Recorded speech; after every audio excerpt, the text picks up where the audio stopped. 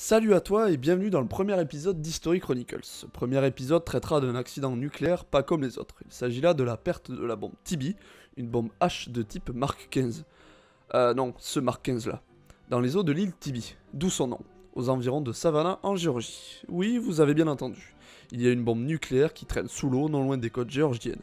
Voilà une affaire étrange, mais rentrons dans les détails.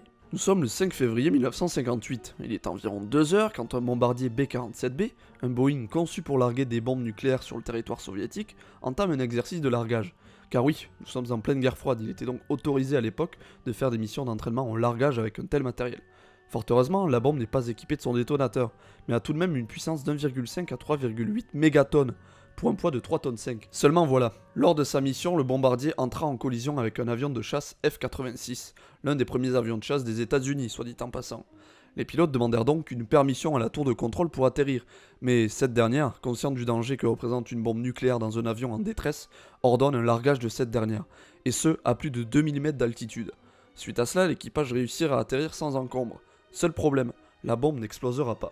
Le lendemain, le 6 février 1958 donc, une équipe d'une centaine de membres de l'US Navy entreprirent une expédition de recherche. Un mois plus tard, le 16 avril 1958, le bilan tombe. Les recherches furent infructueuses. Selon une étude hydrologique, un domaine d'études qui s'intéresse au cycle de l'eau, déclara que la bombe était enterrée sous plus de 2 mètres de vase au fond de la baie de Wassaw Sound. C'est là que ça devient étrange.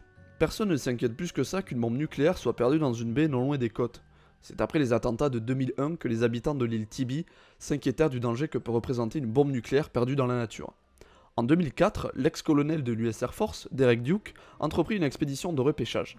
Équipé d'un compteur Geiger, un instrument capable de détecter la radioactivité, il affirmera avoir trouvé l'endroit où se trouve la bombe, car le compteur indiquait un niveau de radioactivité 7 à 10 fois plus important que dans les eaux voisines. Suite à cela, l'US Air Force complétera les recherches dans la dite zone en septembre et octobre 2004 et rédigera un rapport.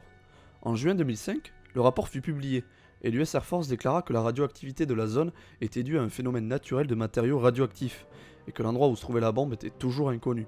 Depuis, nous n'avons plus de nouvelles au sujet de la bombe, ce que je trouve étrange étant donné la nature de l'objet. Malheureusement, la bombe TB n'est pas une exception. Entre 1950 et 1962, 5 armes nucléaires furent perdues. Si l'histoire vous intrigue davantage, sachez que divers reportages ont vu le jour.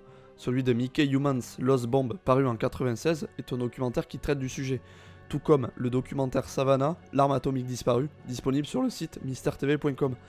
Voilà qui conclut le premier épisode d'History Chronicles, en espérant que ça vous aura plu. D'ici là, on se retrouve dans 2 semaines pour l'épisode 2. Ciao, bye bye.